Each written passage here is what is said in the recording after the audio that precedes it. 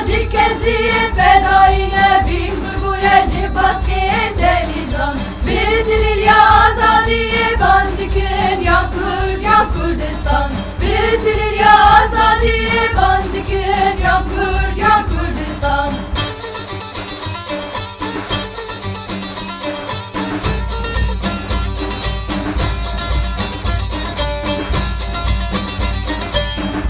Suvarın dervişan çekkurekli piştivadan Enke çofordin doza hep var şervanin Ye pergine şervanin ye peşine şervanin Hasedine Hem halekka jikeziye fedayine Bin gurbuye jibaskiye delizan Bir dilil ya azadi bandikin Ya Kurd ya Kurdistan Bir dilil ya azadi bandikin Ya Kurd ya Kurdistan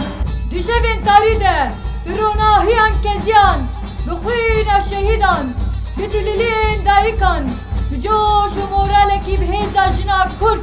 bi lehingiya ciwanê me, wê roj li rojava neçe ava, wê rêzgar be welatê me, wê azad be welatê me. Em lehiya berxwederin, li ber Xwedê bin pîçin gemar, em min Kurdin, hêza tolil bin rojava ji bo me.